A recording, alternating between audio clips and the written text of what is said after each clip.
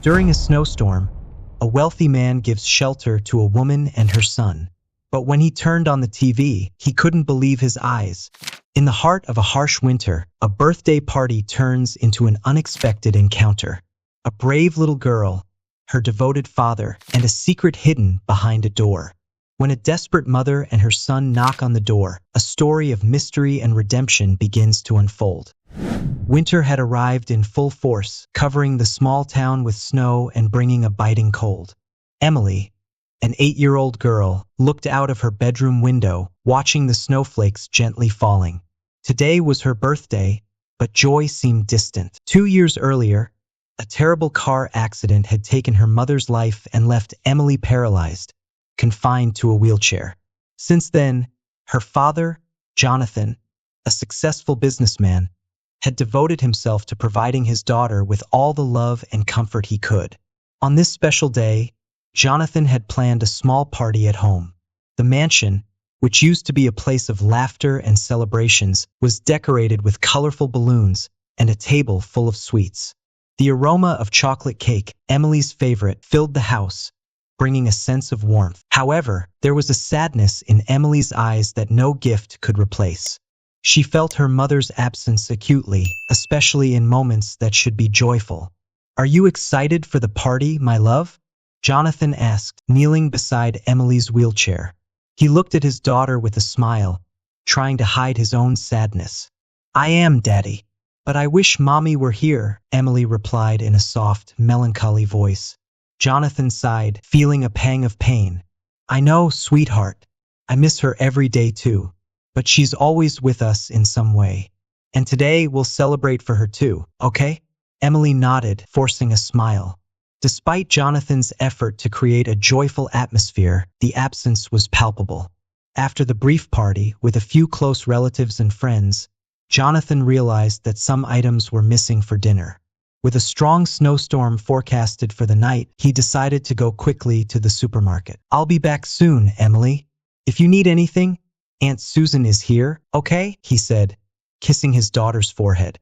Jonathan left, braving the freezing wind and the snow that was beginning to accumulate. On his return, he saw a scene that took him by surprise. A woman and a child were sheltered in front of his house, huddled against the cold.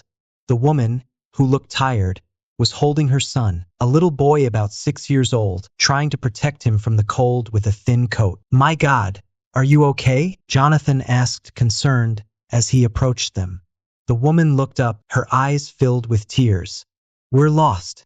Our car broke down and we have nowhere to go. The cold, it's too much for him," she said, looking at her son. Moved by their situation, Jonathan didn't hesitate. "Please come in. I can't leave you out here in this cold." The woman, visibly relieved, thanked him and followed Jonathan inside the house, carrying her son in her arms. Inside the warm mansion, Emily watched curiously. "Who are they, Daddy?" she asked as the woman introduced herself as Sarah and her son as Lucas. Jonathan brought blankets and hot tea for the two. "They need a warm place to stay until the storm passes," he explained, casting a kind look at Sarah and Lucas. Emily timidly smiled at Lucas, trying to make the boy feel comfortable. "Hi, I'm Emily. You can play with my toys if you want." Lucas, initially shy, smiled back. "Thank you," he murmured, holding a teddy bear that Emily offered him. As the night went on, the storm outside intensified. Inside the house, an atmosphere of warmth and solidarity grew. Sarah, though grateful, seemed uneasy, but Jonathan respected her privacy, deciding not to press her with questions. He knew everyone had their own battles, and it was evident that Sarah carried a heavy burden. As everyone prepared to sleep, Jonathan felt an unexpected connection with his new guests. It was as if the presence of Sarah and Lucas brought new energy to the house, something he hadn't felt since his wife's death. He looked at Emily, who seemed more lively talking to Lucas, and smiled. Perhaps this night, despite everything, would bring new hope for everyone. The next day dawned with the town still covered in snow, but Jonathan's house was full of life. Emily and Lucas played in the living room, building a tower with wooden blocks. The interaction between the two was sweet and natural, as if they had known each other for a long time. Later, as dinner time approached, Jonathan's cousin, Mark arrived. Mark was a renowned lawyer, known for his relaxed demeanor despite his demanding profession. He always made a point of being present for important moments in Emily's life, and his easygoing nature brought a lightness to the atmosphere. "Hey, little birthday girl, how's my favorite day of the year?" Mark greeted Emily with a warm smile, bringing a wrapped present with him. Emily laughed, appreciating the affection. "It's great, Uncle Mark. I met new friends," she said, pointing to Lucas. Mark looked at Sarah and Lucas, waving amicably. "Ah, you must be Emily's new friends. Nice to meet you," he said, extending his hand to Sarah. She shook his hand, a bit hesitant. During dinner, the conversation flowed smoothly. Jonathan made the formal introductions, and Mark, with his natural curiosity, started making small talk with Sarah. "So, where are you from?" he asked while cutting a slice of meat. Sarah hesitated, looking at her plate. "We're just passing through," she replied evasively. Mark noticed the reticence but continued in a friendly manner. "I see. Traveling in this weather must be tough," he commented, trying to keep the conversation light. The tension at the table increased when Mark inadvertently touched on a sensitive topic. "And Lucas' father? Is he traveling for work?" he asked innocently.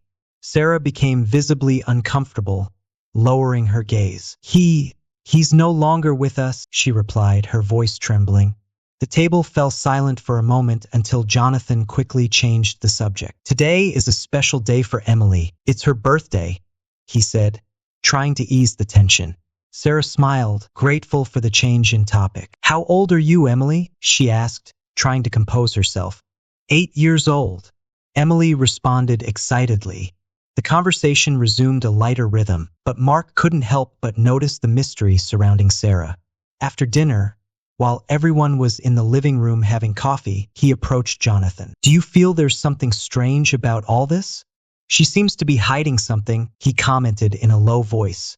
Jonathan looked at Sarah, who was sitting next to Lucas, helping him play with a puzzle. "I have that feeling too, but everyone has their stories and pains, Mark. Maybe she just needs time," he said, trying to be understanding. Meanwhile, Emily, always attentive, noticed that Lucas seemed fascinated by a teddy bear on a shelf. "Did you like my bear?" she asked, picking up the toy and handing it to Lucas. Lucas smiled shyly and held the bear. "Thank you," he said, hugging the toy tightly. The night continued peacefully, with occasional conversations and soft laughter. Jonathan, ever the courteous host, offered Sarah and Lucas a room to spend the night, considering the storm still raging outside. "It would be safer for you to stay here tonight," Jonathan suggested in a gentle tone. Sarah hesitated, but the idea of facing the blizzard with a small child seemed imprudent. "That's very kind of you. We accept with gratitude," she replied. As the house prepared for sleep, the feeling that there was much more behind Sarah and Lucas' presence intensified. Jonathan knew the story was just beginning to unfold and that the answers would come eventually. He only hoped that when they came, they would bring peace to everyone. Jonathan woke up early the next day, feeling restless. The snow had piled up during the night, covering everything with a thick white layer.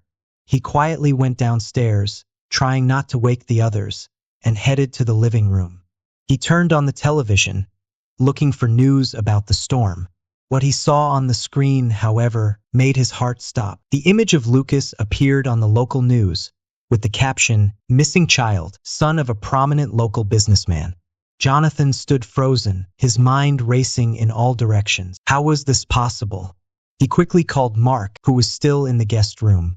"Mark, get down here now," Jonathan said, his voice full of urgency. Mark appeared in the living room, confused. "What happened?" he asked before seeing the TV screen.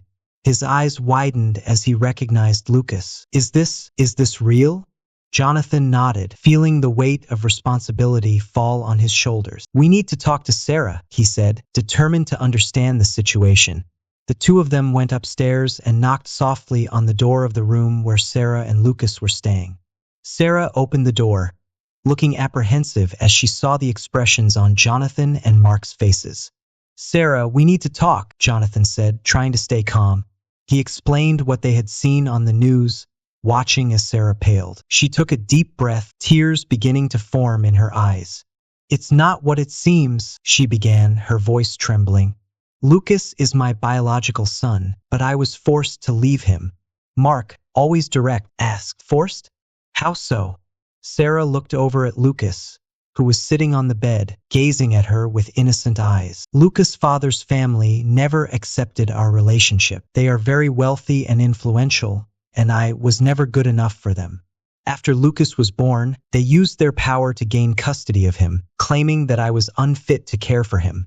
She paused, struggling to keep her composure. They intimidated me, made me sign documents under duress.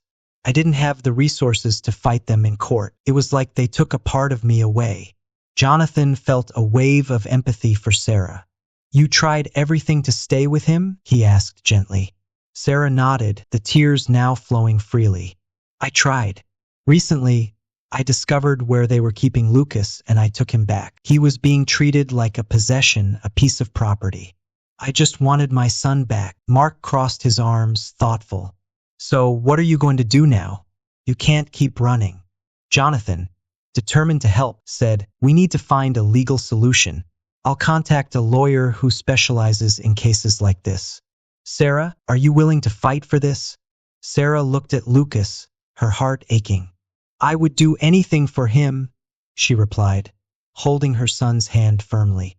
Jonathan nodded, feeling the gravity of the situation. Then let's start working on this immediately. Mark, can you help with the contacts? Mark was already reaching for his phone. Of course, I know a few attorneys who can assist us, but we need to act fast. As Jonathan and Mark began to formulate a plan, Sarah looked at Lucas, who approached and hugged her. I just want you to be happy and safe, my love, she whispered. The house, which had been a temporary refuge, now became the starting point for a legal battle. Jonathan knew he was getting involved in something complicated, but he also knew he couldn't stand by and do nothing. Sarah and Lucas needed help, and he was determined to do everything possible to ensure that justice would be served. With the snowstorm still raging outside, Jonathan's house was enveloped in a tense silence. Everyone was aware of the delicate situation they were in, especially after Sarah's revelation about Lucas's true identity. The tension only increased when, in the middle of the night, Jonathan heard a strange noise coming from downstairs. He quickly got up, heading to the hallway. Mark, who was sleeping in the guest room, also appeared, looking alert. Did you hear that? Jonathan whispered. Mark nodded, following Jonathan toward the stairs. As they approached the front door, they saw shadows moving through the frosted glass. Jonathan felt a chill run down his spine. Someone was trying to get in. Stay behind me, Mark said, taking a protective stance. They abruptly opened the door, and two hooded men, who were trying to force their way in, turned around, surprised. What are you doing here? Jonathan shouted, his heart racing. The men tried to push the door open, but Mark, with surprising strength, managed to slam it shut, locking it.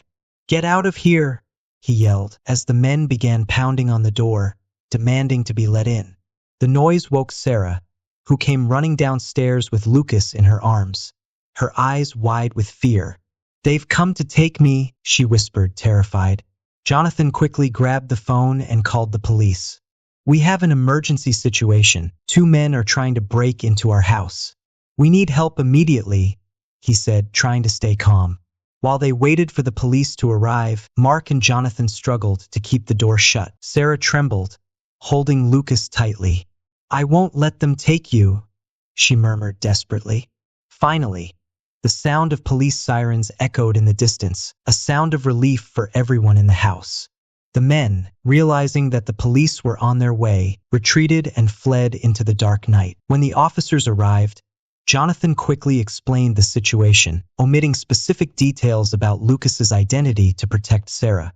The police inspected the area and assured that there was no immediate danger. We'll increase patrols in the area. If you see anything suspicious, don't hesitate to call us, one of the officers said, while another took down the details.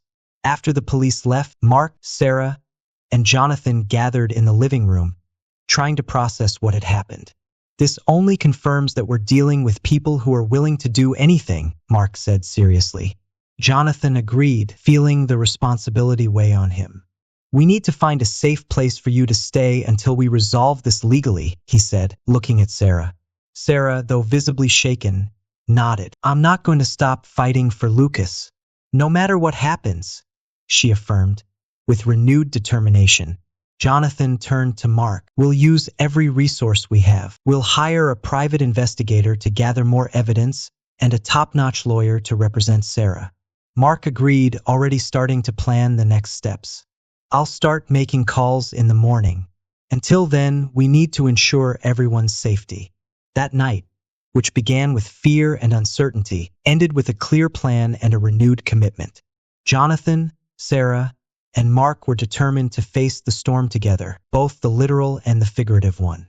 And in the midst of the cold, silent night, the distant sound of sirens mingled with the hope for justice and safety they sought. The morning brought a weak sun, but the sense of relief was brief. Jonathan, Sarah, and Mark knew the day would be full of challenges. The tension from the previous night still lingered over them, but there was a plan to follow. Mark spent the morning on the phone, organizing a legal team and contacting a private investigator to help gather evidence. Sarah, sitting at the kitchen table, held a cup of coffee with trembling hands. Lucas played with Emily in the living room, unaware of the gravity of the situation. Jonathan sat beside Sarah, trying to comfort her. "We're going to resolve this, Sarah. I promise we'll do everything possible to ensure you keep Lucas," he said, trying to convey confidence. Sarah nodded, her eyes still filled with worry. "They are powerful, Jonathan. I know I did the right thing by taking Lucas back, but what if they use their resources to crush us?" Jonathan placed his hand over hers. "They may have money and influence, but we have the truth on our side, and we'll fight with everything we've got." Mark entered the room with a notepad full of notes. "I managed to speak with a family law attorney. He'll be here this afternoon to discuss the case.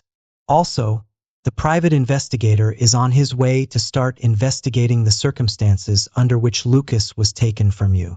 Sarah took a deep breath, trying to find calm. "I just want Lucas to be safe. He deserves a normal life without this constant fear." Later, the lawyer, a middle-aged man with a confident posture, arrived and introduced himself as Robert. He sat down with Sarah, Jonathan, and Mark to discuss the case. "Let's start by reviewing all the documents and details of your previous situation," Robert said, opening a folder. "We need to build a solid case proving that you were coerced and that your rights as a mother were violated." Sarah recounted everything, from her relationship with Lucas's father to the veiled threats and manipulation she suffered to sign the documents. Mark and Jonathan listened intently, interjecting with questions and comments. Robert took notes, asking specific questions to clarify points. "We have a good starting point," Robert finally said. "The next step is to gather witness statements and any documentary evidence that can corroborate your story. We need to prove there was abuse of power and coercion." Meanwhile, the private investigator, a discreet-looking man with sharp eyes, began his work. He interviewed former employees of Lucas's father's family, many of whom confirmed the pressure and threats Sarah had faced. Some spoke of bribes and other corrupt practices used to gain custody of Lucas. As the days passed, Jonathan's mansion became a center of operation. Each new discovery reinforced Sarah's determination and Jonathan and Mark's commitment to helping her. With every new testimony, every new document found, the case grew stronger. Despite the tense environment, Emily and Lucas continued to play together, providing moments of lightness and joy. Emily, with her empathetic nature, sensed the tension and often tried to cheer the adults up with drawings and games. "Don't worry, everything will be okay," she would say innocently. The day of the final hearing arrived faster than they expected. Sarah was nervous, but the presence of Jonathan and Mark by her side gave her strength. In the courtroom, the lawyer for Lucas's father's family tried to argue that Sarah was an unfit mother, but Robert, with skill and precision, dismantled each argument with evidence and testimony.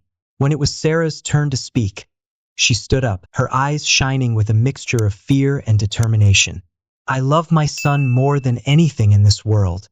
I was forced to give him up under threat, and everything I did was out of desperation. I just want a chance to be the mother he deserved." The judge listened carefully, and after a long deliberation, rendered his decision. After reviewing all the evidence and hearing the testimonies, it is clear to this court that a grave injustice has occurred. I grant full custody of Lucas to his mother, Sarah, and order that protective measures be immediately implemented to ensure the safety of both. Sarah nearly collapsed with relief. Jonathan squeezed her hand, smiling.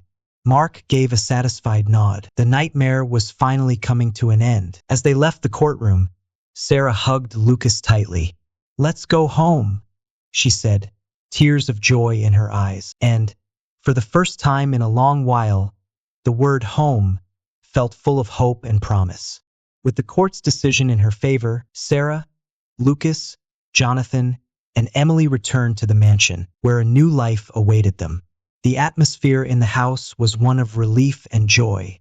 The struggle was over, and now they could begin rebuilding their lives together, without the fear of the past shadows. In the days that followed, the mansion became a place of celebration and new beginnings.